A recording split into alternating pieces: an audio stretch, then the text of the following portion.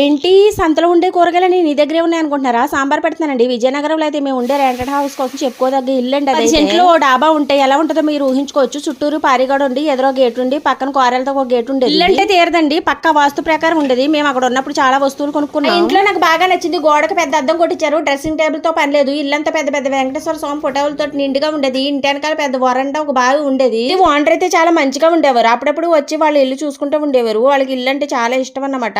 వాళ్ళ పిల్లలు అమెరికాలో ఉంటారు. ఆయన వచ్చినప్పుడల్లా నేను టీకాస్తే మా పక్కన పోర్షన్ ఆవిడ పొగడి వేస్తుంది. అలా ఆయన పెట్టేసేవాళ్ళం. ఆయన కూడా మురిసిపోయేవారు మా ముగ్గులు చూసి. ముగ్గులు అయితే పెద్ద పెద్ద ముగ్గులు పెట్టేసేవాళ్ళం. ఒకరికి అల్లాపైతే ఒకళ్ళు ముగ్గులు పెట్టేసేవాళ్ళం. వాదాలు వైరాలు లేకుండా కలిసి ఉండేవాళ్ళం కదా. నేను చాలా నీట్ గా సొంత ఇంట్లో చూసుకునే వాళ్ళము. అప్పుడప్పుడు వాళ్ళ వైఫ్ ని తీసుకొచ్చేవారు. ఆవిడ పేరు కూడా నా పేరు అన్నమాట. మొక్కల కోసం చెప్పలేమండి. మార్చిలో వస్తే మల్లెపూలు కోసి మాల కట్టేటప్పటికి చేతులు పడిపోయి 10 మూరలు అయ్యాయి. రేపాకైతే తోటేనండి. మామిడి చెట్లతో పాటు సీతాఫలం దానిమ్మ చెట్లు ఉండేవి దొడ్డంతా. సార్ ఆవకాయ కూడా కలిపాము. కలిసి ఏమైనా ఇలాంటి ఇళ్ళు మనుషులు చెప్పుకోదగినవి.